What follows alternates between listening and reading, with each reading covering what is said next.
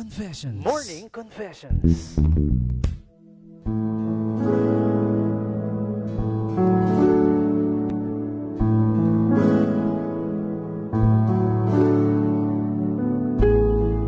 One 107.1 News FM Olongapo.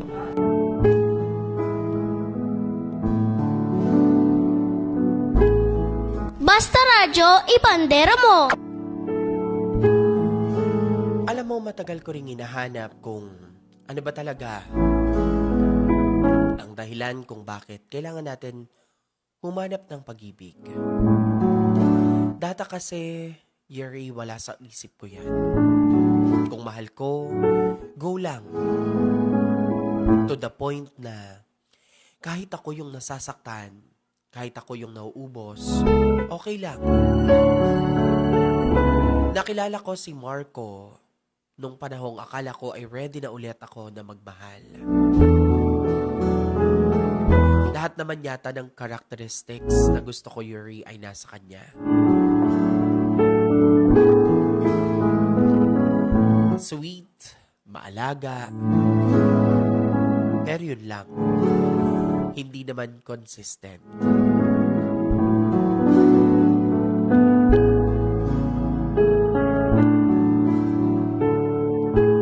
May mga araw na parang ako ang mundo niya, tapos biglang mawawala.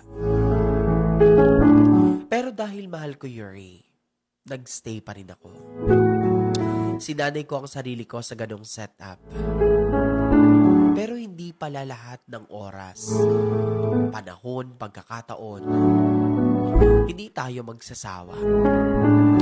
Hanggang sa dumating yung punto na napatanong na lang ako sa sarili ko, hanggang kailan kaya ako maghintay sa taong hindi naman sigurado para sa akin. Kaya naman isang gabi, hindi na bago yon sa aking pakiramdam. Pero parang may kumurot sa akin, Yuri. Pagod na akong magbigay ng sobra sa taong kulang naman ang naibabalik. Na-realize ko na wag magstay sa taong hindi kayang panindigan ang pagmamahal para sa'yo. Ang unfair lang kasi ikaw nagmamahal ng tapat at totoo, pero siya hindi. Hindi sapat yung mahal ka lang minsan. Hindi sapat yung nandito lang ako, pero pakiramdam mo, mag-isa ka naman. Ngayon, Yuri, mas pinipili ko ang sarili ko. Hindi na ako natatakot na mawalan. Kasi mas natatakot pala ako kapag unti-unting nawala ang sarili ko sa akin.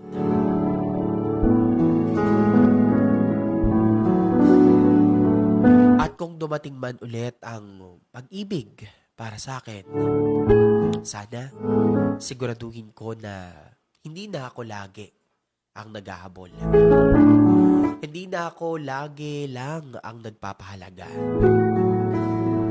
At sana dumating yung oras, pagkakataon, na ako naman ang piliin nang maranasan ko naman ang maging priority sa buhay niya. Yun lang, DJ. Maraming salamat sa pagbibigay ninyo ng pagkakataon na maibahagi ko ang aking kwento sa inyong programa. Lubos na gumagalang at nagpapasalamat, Aubrey.